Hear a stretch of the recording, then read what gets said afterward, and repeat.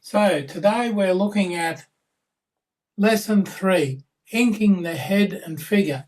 Now in the old days, of course, that's exactly what you did. So I'll be using this page 1 as an example because that's got some nice, really cool inking examples there.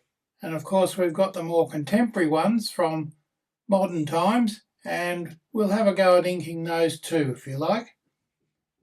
Now, inking chapter 3 is fairly straightforward. What I've done is take image 1 here, and you can see that over here I've got all the others. They're all there. They're all available for download in the download section. You'll find them in archive files there, zip files in other words, all of these. Now, you have all of those layers there. There's all the different groups. That one there, inking the head and figure. Now this is interesting because this goes into, let me bring it up with the navigator. You can actually read this there. Now we're going to be inking, and it's talking about the traditional inking methods using pens and brushes. Now that's okay. For pen work, you'll need a smooth or high surface board or paper to draw on. Use a good black waterproof drawing ink and a Gillo 170 or comparative pen point. Never be careless about materials. It will show in your work. You wouldn't want your dentist to use a carpenter's auger on your teeth. Use the proper tools to get the proper effect. And that's fairly straightforward. Now I'd suggest that you read all these carefully as you go. All you have to do is enlarge them. Let's go to the layers panel. I'll bring the next layer up.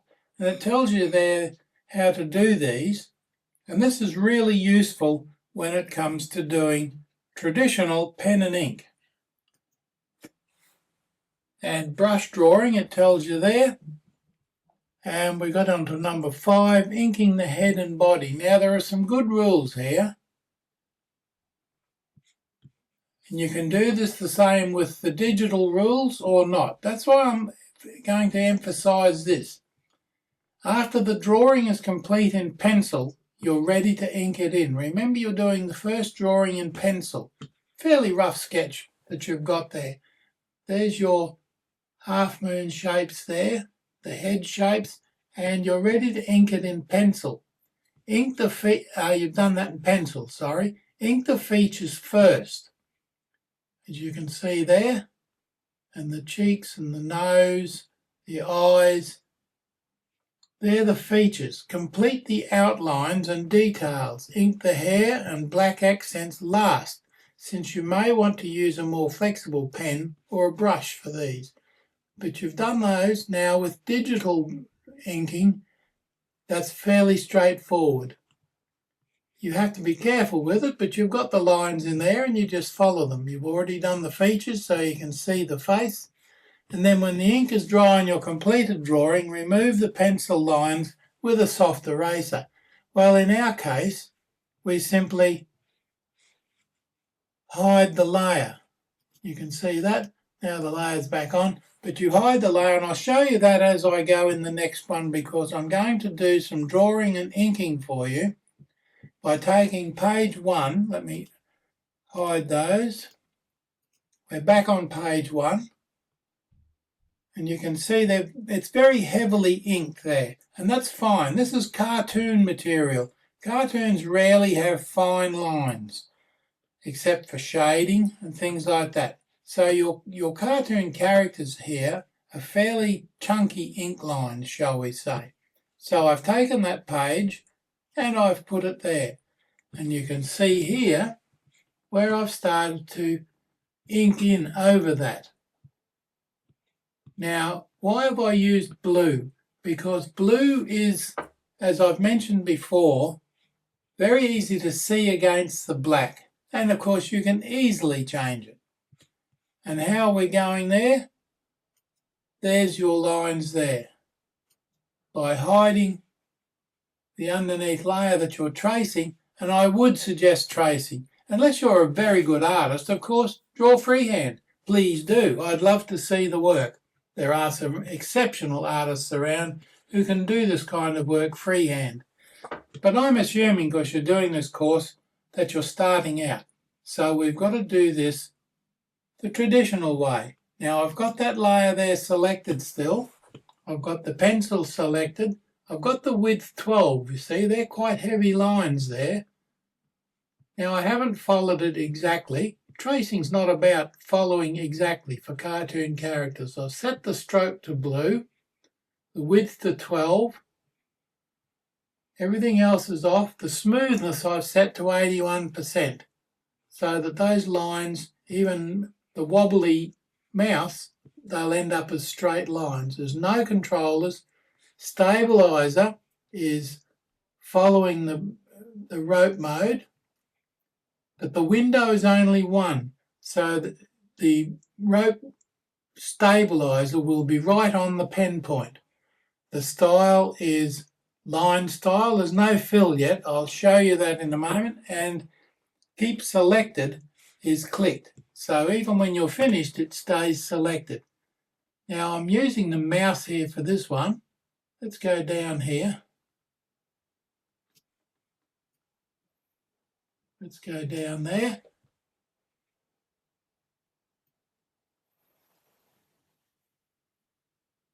And around there. You can see how that works. They're all there neatly in that line. You'll get thousands of these, but then you can group them together, form them into a group.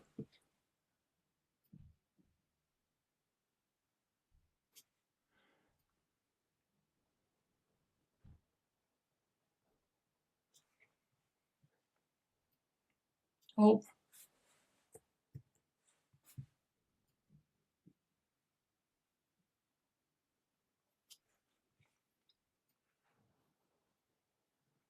The mouse is not ideal for drawing lines.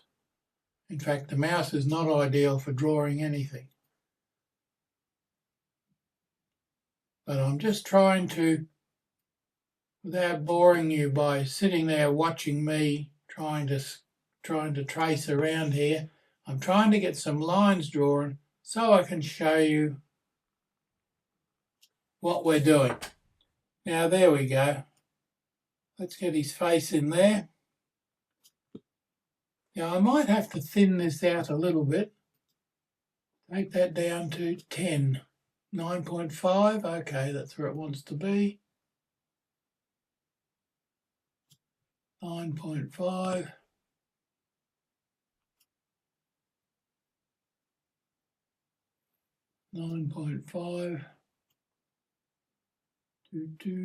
Around we go. Not exact, as I said, you don't have to be exact.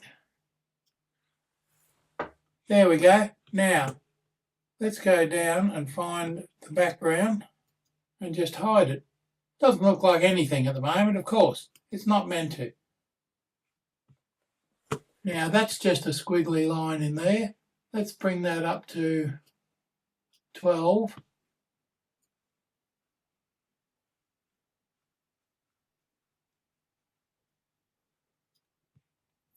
Let's use the sketch pad for this, shall we?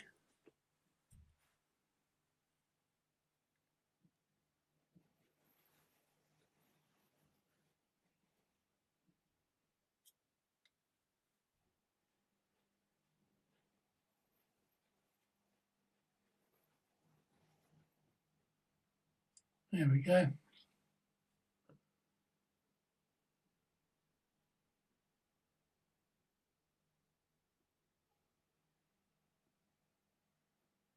This is a very good little sketch pad, I must say, and I should use it more.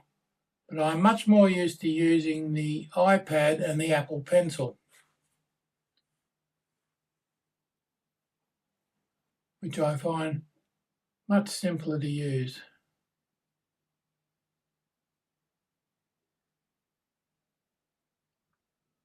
But remembering that this is a sketch.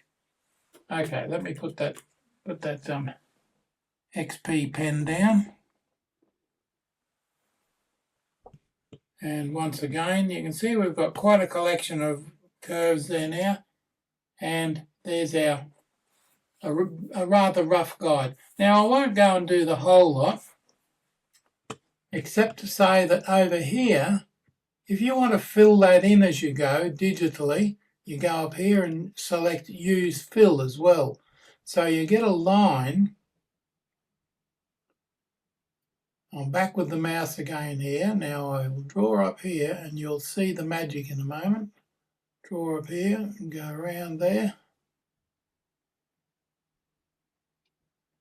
Around there and along there. There we go. Now that's filled that in white. Let's go to colour. You can see the white there. Let's change the white.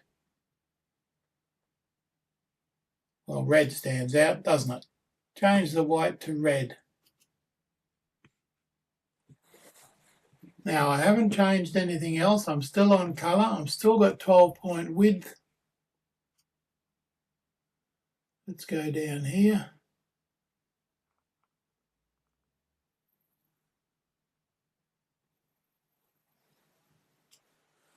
And that's how you fill in there. Now I've got red and black. Filling with the digital process is much easier than inking with a pen and brush, although both have their place. And sometimes the brush and pen, the old-fashioned brush and pen, can look really good, but it's very time-consuming. And this is the benefit of using the digital material. So let's pause here for a moment while we take stock of what we're doing.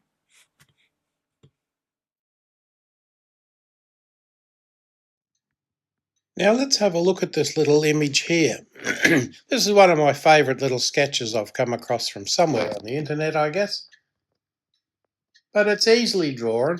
But what I want to do before we get into inking this little image, or beginning to ink this little image, I want you to look again at how it's formed. Now you will see we started off by drawing circles, so let me just overlay that. There's a circle there. There's the circle of the face. Okay, we'll undo that. Now, there's the horizontal circle there.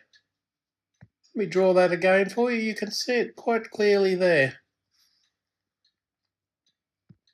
And the remains of the front circle are down the nose and through the bottom of the mouth to the chin.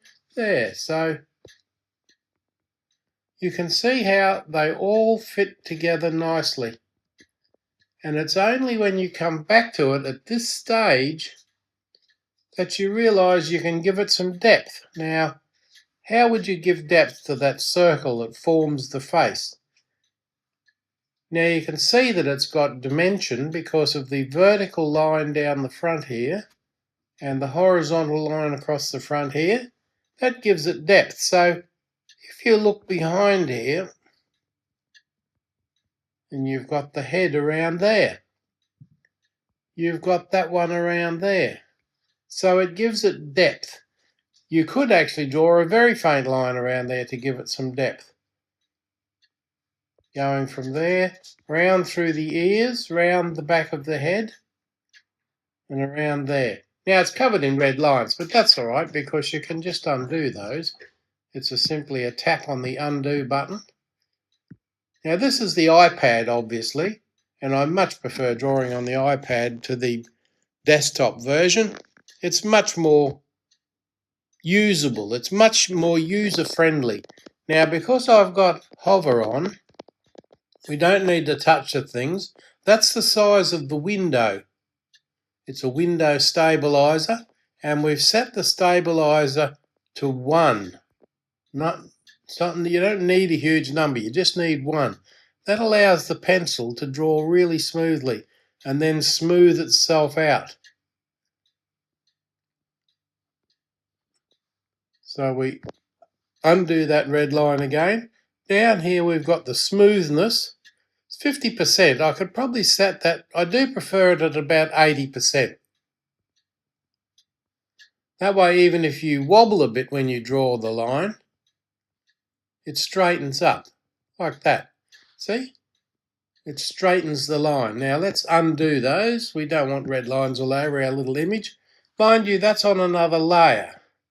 You can see I've just got a vector layer there. Now the smoothness is there, 80%. The width, we've set it at 2 points, and that's that one there. Width of 2 points. Let's set that at 1 point. And you've got a much thinner line. You can see that there. Set that at 4 points, and you've got a much thicker line. That's easy enough to do that, and that's just the straightforward pencil tool. Let's unpick those and go back there. Now I just wanted to run that by you so that you could see the important bit there. Now remember, if you go back to lesson 1 or 2 or earlier in 3, especially lesson 1, where you're drawing circles and circles and circles with pencil and pen on paper if you like, or digitally if you like. Now it's easy enough to see when you're tracing here what you're doing, but this sketch here has got the lines still left in it. And remember, that's what you do. This is your pencil sketch. And it makes life very easy. Now what I've done so far, to continue on with our previous thing, I'll hide that layer and turn that layer back on. Now, just putting those there, you can see I've started to ink in those areas of the drawing, just by way of experimentation. Now let's pause there and we'll gather our thoughts a little bit. Now back in our master panel, and by that I mean the one with everything in it, I've got our practice board here, which is 88 inches by 66 inches. Now I want to show you something with this. This is a bit of artwork from the sketchbook by Aki Bright. Now this is a brilliant cartoonist. Her work is just absolutely magic. Now I've got all those highlighted there. Circles I've just roughly drawn around on the face of the sketch there. But you can still see there that the sketch follows around the face, very roughly in this case. But what I want to show you most is that although I've got the pencil brush on there, the rope is 1, the smoothness is 80%, I've got the size of the width of the line set to 4 point, which you would think would be quite wide. But remember, what we've got here is an image that's, let me go back to the move tool so that it's selected, and you can see the boundaries of the image just there. It's 42 inches by 64 inches in size. So the width of the lines that you draw, let's make sure I'm on a usable part of the image, the curve there will do. When you draw, get the pencil, when you draw on that image,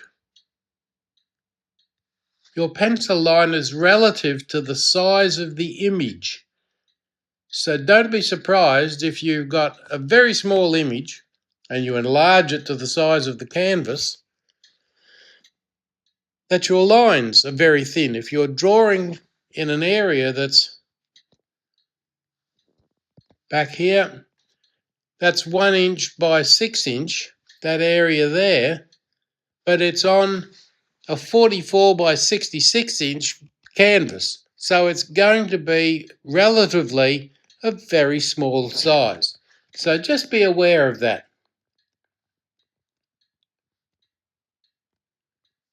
Now then, we'll continue on with our look at shading.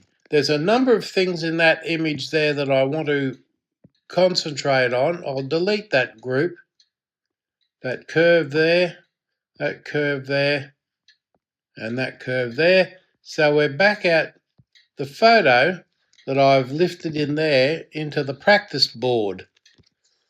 Now, I don't know what that is, but we'll get rid of it. There's a photo PNG there. Boom, boom.